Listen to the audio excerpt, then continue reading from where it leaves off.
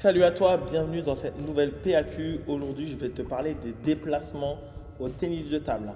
Donc, je vais commencer tout simplement par le déplacement que tu as sûrement déjà vu, donc notamment si tu as été à l'école en EPS. On le fait souvent, en cours de EPS à l'école, c'est ce qu'on appelle le pas chassé.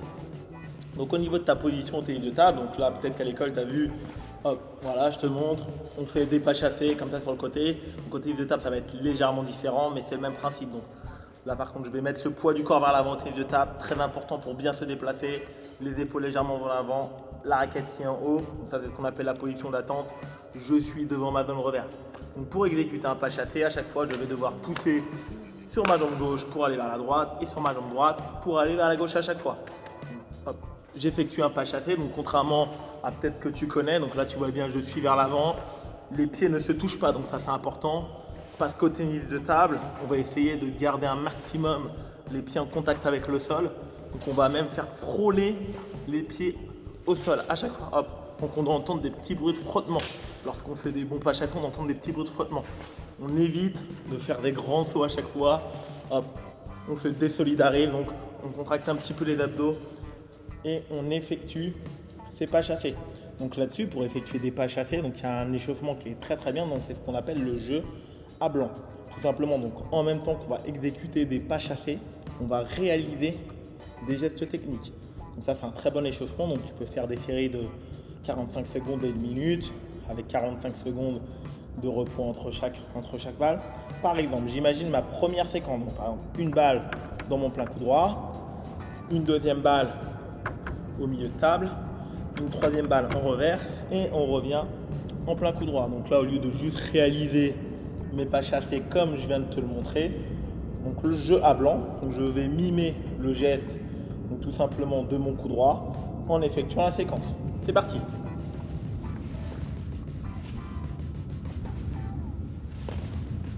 Voilà, comme tu peux le voir, voilà, en même temps je travaille mon pas chassé et j'exécute une série de gestes techniques, donc très importants à ne pas négliger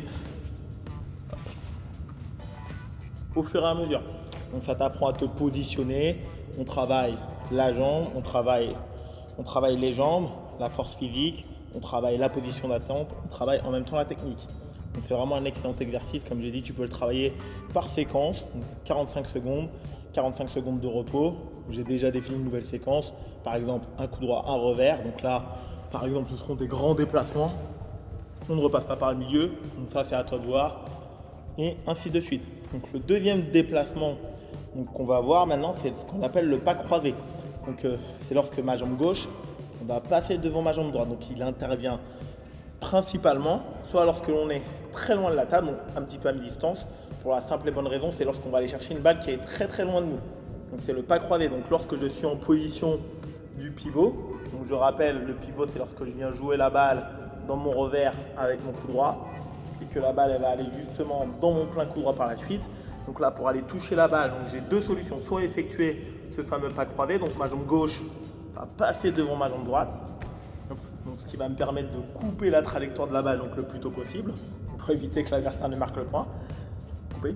Ou sinon, donc là j'ai une autre solution, donc c'est de ne pas utiliser le pas croisé. Donc ça par exemple c'est moi ce que je fais. Je pousse fortement sur ma jambe gauche, donc effectue en fait un grand pas chassé. Donc là vous avez deux possibilités.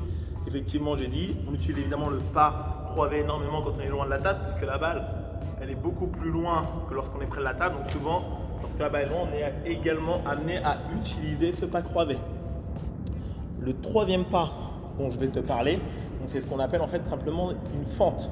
Donc les fentes avant, les fentes arrière, donc on les utilise dans énormément de tennis de table, notamment sur les retours de service, mais pas que. Donc, par exemple, je suis en position d'attente, donc c'est lorsque la jambe droite ou la jambe gauche va aller un petit peu en diagonale et vers l'avant en même temps, et on va avoir le même type de mouvement.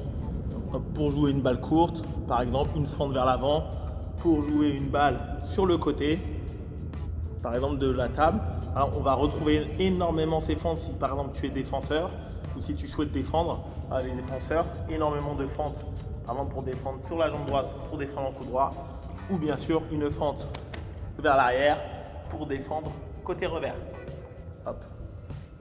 Donc un exercice assez simple pour travailler les fentes, c'est tout simplement, on va disposer 4 plots, 4 ou 6 plots, donc cela dépend de l'espace que tu as, et tu vas t'entraîner, même chose que tout à l'heure, à aller toucher dans un ordre prédéfini, chaque plot avec ton pied.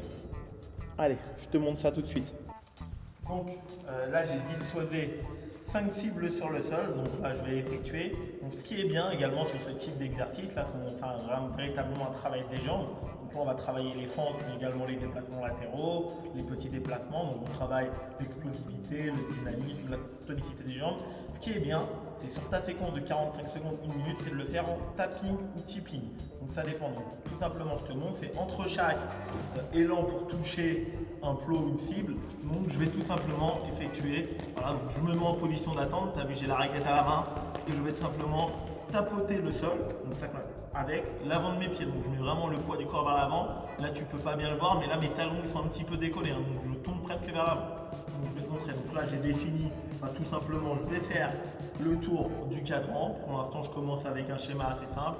Donc, je peux aller toucher avec mon pied droit ou avec mon pied gauche. Donc, c'est exactement pareil. Ah, je l'ai raté, c'est d'avant.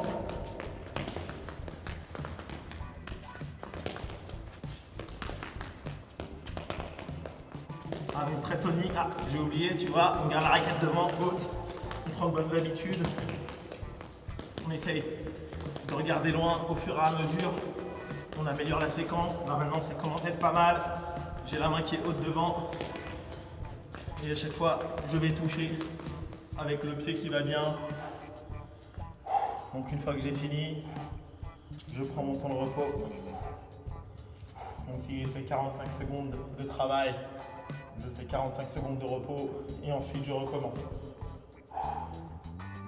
Allez, je te montre le dernier pas. Alors, le dernier pas que je vais te montrer maintenant, c'est ce qu'on appelle le pas du mousquetaire. Tout simplement, c'est lorsque tu vas te retrouver à mi-distance, donc en train de jouer un point. Donc, bien évidemment, lorsqu'on est à mi-distance, on essaye un maximum de continuer à se déplacer en pas chassé. Un pas croisé, l'adversaire m'a donné une bonne balle. Et là, à un moment donné, l'adversaire, si tu te défends bien, il y a de fortes chances, donc ça arrive de plus en plus, que le joueur, il amortisse pour te battre. Et là, on va complètement changer son mode de fonctionnement. Je vais laisser passer la jambe de la raquette complètement devant, je vais pousser fortement.